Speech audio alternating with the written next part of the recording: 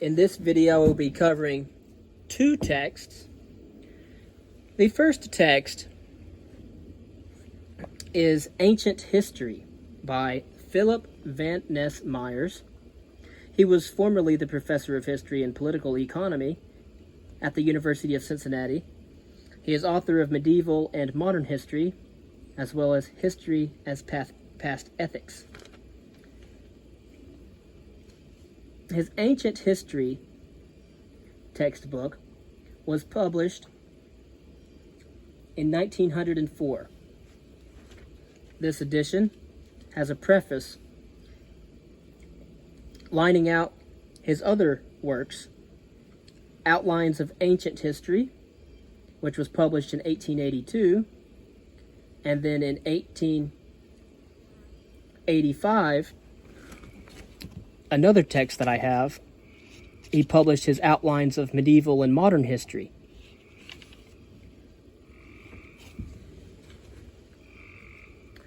And so the contents of this book are as follows. And the reason why I am not reading through Philip Van Ness Myers' Ancient History textbook, although at the time it probably was an extremely good work in history.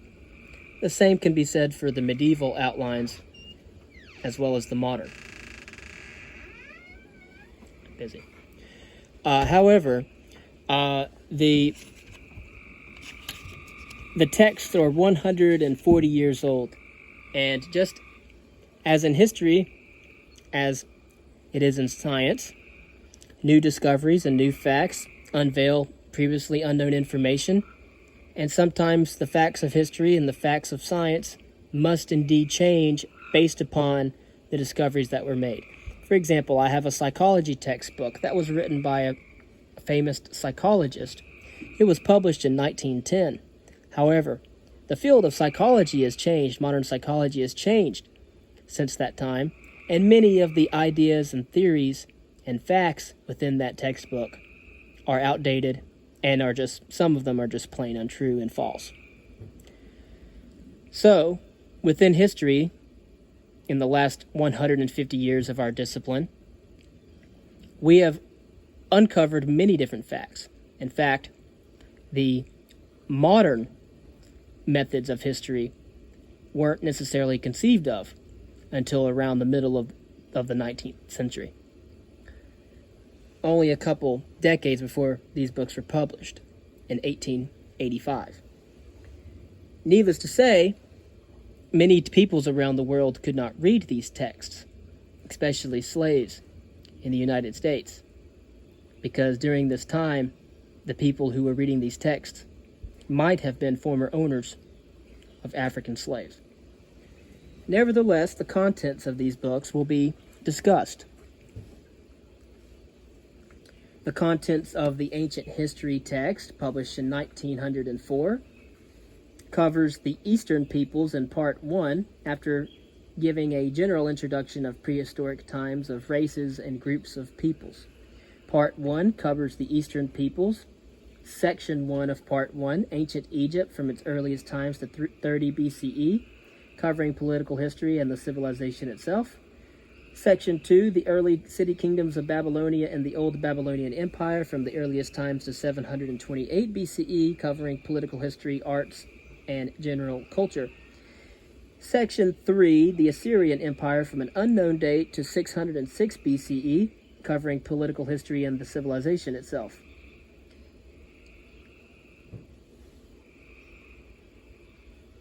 The next section in Part 1 covers the Chaldean Empire from 625 to 538 BCE. Then the next section covers the Hebrews. The next section covers the Phoenicians, the Hittites, and the Lydians. And then there is the Persian Empire from 558 to 330 BCE, covering political history as well as government, religion, and arts. Then the East Asian peoples, covering India, China, and that concludes Part 1. Part 2, Greece. The sections cover the land and the people of Greece, the prehistoric times according to Greek accounts, the Aegean civilization, The heritage of the historic Greeks, covering political institutions, religious ideas and institutions, and language, mythology, literature, and art. Early Sparta and the Peloponnesian League, the age of colonization and of tyrannies. The age of colonization from 750 to 600 BCE, and the tyrannies from 650 to 500 BCE. The history of Athens up to the Persian Wars. Hellas overshadowed by the rise of Persia, the prelude to the Persian Wars. The Persian Wars themselves from 500 to 479 BCE. The making of the Athenian Empire from 479 to 445 BCE. The age of Pericles from 445 to 431 BCE. The Peloponnesian War, the Spartan and the Theban supremacy, covering the Peloponnesian War itself from 431 to 404 BCE, and the Spartan and the Theban supremacy. The Greeks of Western Hellas from 413 to 336 BCE, and the rise of Macedonia, the reign of Philip II of Macedon from 359 to 336 BCE. Alexander the Great from 336 to 323 BCE, the Greco-Oriental world from the death of Alexander the Great to the conquest of Greece by the Romans from 323 to 146 BCE, covering Hellenistic culture, Macedonia, continental Greece, Rhodes, Pergamum, the Syrian kingdom, the kingdom of the Ptolemies in Egypt, and Greek architecture, sculpture, painting, including architecture, sculpture, painting, Greek literature, and introductory, the period before 475 BCE, the Attic or Golden Age, from 475 to 300 BCE, the Alexandrian Age from 300 to 146 BCE, Greek philosophy and science, the social life of the Greeks. Part 3 covers Rome. Again, Part 1 is covering the Eastern peoples, ancient Egypt, Babylonia, Assyria, Chaldea, the Hebrews, Phoenicians, Hittites, Lydians, Persian Empire, India, China, and of course, second part covers Greece. The third section covers Rome. The first period, Rome as a kingdom, Italia and its early inhabitants, Rome as a kingdom, the beginnings of Rome, society and government, religion, and Rome under the kings, the legendary date from 753 to 509 BCE, and of course including the legends of early Roman history. The second period of Rome is Rome as a republic from 509 to 31 BCE, covering the early republic of Rome, the plebeians secure equality with the patricians from 509 to 367 BCE, the conquest and unification of Italia from 367 to 264 BCE, the expansion of Rome beyond the peninsula, covering the First Punic War from 264 to 241 BCE, Rome and Carthage between the First and the Second Punic War from 241 to 218 BCE, the Second Punic War from 218 to 201 BCE, the events between the Second and the Third Punic War from 201 to 146 BCE, and the Third Punic War from 149 to 146 BCE. The last century of the Republic is the period of revolution from 133 to 131 BCE. And then at last we reach the third period of Rome as an empire from 31 BCE all the way to 476 CE. We have the Principate from 31 BCE to 284 CE, the establishment of the empire and the Principate of Augustus Caesar from 31 BCE to 14 CE, from Tiberius Caesar to the ascension of Diocletian from 14 CE to 284 CE, and then we have the absolute monarchy, the reigns of Diocletian and Constantine the Great, the reign of Diocletian from 284 to 305 CE, the reign of Constantine the Great from 306 to 337 CE. Then we have the breakup of the empire in the West from 376 to 476, the last century of the empire. architecture, literature, law, and social life among the Romans. Architecture and engineering again, literature and law, as well as social life. Then the Romano-German, or the transition age from 476 to 800 CE, starting with the barbarian kingdoms, moving on to the church and its institutions, the conversion of the barbarians, the rise of monasticism, and the rise of the papacy. And the enter of Latin Christendom, the fusion of Latin and Teuton, the Roman Empire in the east, remember, they spoke Greek, and the rise of Islam. Then moving on to Charlemagne and the restoration of the empire in the west. And then Philip Van Ness Myers gives a general bibliography of his sources and a list of illustrations, a list of maps. Moving on to the medieval and modern history, Outlines of Medieval and Modern History, a textbook for high schools, seminaries, and colleges by P.V.N. Myers, president of Belmont College in Ohio, author of Remains of Lost Empires and Outlines of Ancient History. This publication is 1885 and is located in the office of the Librarian of Congress at Washington or on my public library shelf. I won't go through the preface necessarily, but the table of contents will do, and the division of subjects. He gives a general introduction. The first part covers medieval history, the first period, the Dark Ages, from the fall of Rome in CE 476 to the 11th century. And again, at this time, I'm using the terms BCE and CE, but these terms or dates were not used. These modern abbreviations for BC and AD were not used. Were not being used yet. So already I'm using a form of anachronism of throwing things back into the past that were not there originally. So Philip Van Ness Myers used BC and AD for his dating, simply because we didn't have the modern abbreviations that some historians like to use today. Regardless, 0, or the year 1, would be the birth of Jesus Christ. The period of the Dark Ages starts with the migration and settlement of the Teutonic tribes, the conversion of the barbarians, then going into the introduction of Christianity among the different tribes and the development of the monastic system. Moving on to the fusion of the Latin and Teutonic peoples, the Roman Empire in the eastern part of Europe, and then Muhammad and the Saracens. Charlemagne and the restoration of the empire in the west. The Northmen, which he gives an introductory, discusses the Danes in England, gives a settlement of the Northmen in Gaul, and then moves on and ends with the rise of papal power.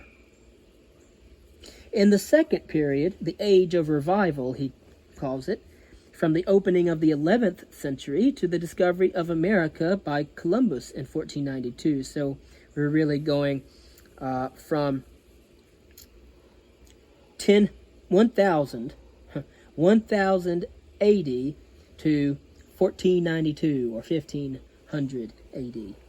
So about 500 years of history. He starts off with feudalism and chivalry, then moves on to the Normans, first at home and in Italia, and then the Norman conquest of England. He then covers the Crusades, which occurred from 1096 to 1273. So we're talking about the end of the 11th century to the end of the 13th century. He gives an introductory to the Crusades, outlining the causes of the Crusades. The First Crusade from 1096 to 1099, the Second Crusade from 1147 to 1149, the Third Crusade from 1189 to 1192, the Fourth Crusade from 1202 to 1204, and then the Children's Crusade in 1212. Moving on to the close of the Crusades and the results of them, He moves on to the supremacy of the papacy and the decline of its temporal power, the conquest of the Turanian or Tartar tribes, the growth of the towns, which he calls the Italian city republics, the revival of learning because of that, and the growth of the nations, or formation of national governments and literatures. We talk formation of talk of not nation states and nations starts to come. The word nation starts to come into focus. He discusses England, France, Spain, Germany, Russia, Italy, and the northern countries. He talks about literature from those periods. The second part covers modern history, which he calls the third period, or the era of the Protestant Reformation, from the discovery of America to the Peace of Westphalia in 1648. Starting with the beginnings of the Reformation under Luther, the ascendancy of Spain, underlining the reign of Emperor Charles V from 1519 to 1556, and Spain under Philip II from 1556 to 1598, where Spain received much prosperity under those two rulers.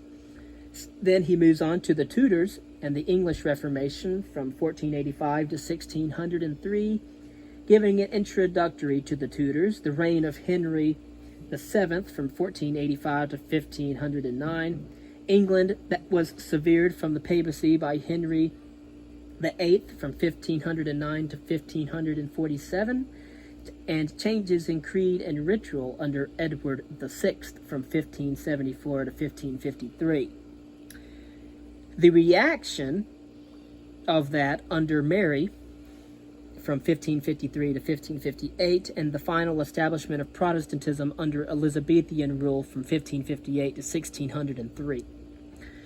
Then he covers the revolt of the Netherlands, the rise of the Dutch Republic from 1572 to 1609, the Huguenot Wars in France from 1562 to 1629, the Religious Wars and the 30 Years' War from 1618 to 1648. The fourth period in modern history, he covers the era of the political revolution from the Peace of Westphalia in 1648 to the present time, and the present time being 1880. He starts off with the ascendancy of France under the absolute government of Louis XIV from 1643 to 1715, England under the Stuarts, the English Revolution, if you will, from 1603 to 1714, in which he covers the first two Stuarts, the reign of James I from 1603 to 1625, the reign of Charles I from 1625 to 1649, and then, after the first two Stuarts, he briefly mentions the Commonwealth from 1649 to 1660, and then the restored Stuarts, the reign of Charles II in 1660 to 1685, and the reign of James II from 1685 to 1688. And then he goes into the reign of the Orange Stuarts, the reign of William and Mary of 1689 to 1702, and the reign of Queen Anne from 1702 to 1714. Then the next part, he discusses Peter the Great from 1682 and 1725, and the rise of Russia, also the rise of Prussia, Frederick the Great from 1740 to 1786, and then completely skips over the American Revolution. I'm thinking this was an outline of European history instead of American history. He covers the French Revolution from 1789 to 1799, the causes of the Revolution, the States General of 1789, the National or Constituent Assembly from 1789 to 1791, the Legislative Assembly from 1791 to 1792, the National Convention from 1792 to 1795, the Directory from 1795 to 1799, and here we have it, the 19th century, the Consulate and the First Empire, France since the Second Restoration, talking about the Consulate and the Empire from 1799 to 1815, and France since the Second Restoration. Russia since the French Revolution of 1789, German freedom and unity, the liberation and unification of Italia, England in the 19th century, where he discusses progress towards democracy, expansion of the principle of religious equality, and growth of the British Empire in the East. He concludes with a discussion about what he thinks is the New Age. He then gives a list of maps and then begins his outlines of medieval and modern history with a general introduction giving divisions of the subject. And with all that being said, that is the outlines of medieval and modern history by Philip Van Ness Myers, and the book titled Ancient History, published in 1904 by VPN Myers. Thank you for listening. I hope that you're able to pick up one of these books and enjoy them yourself.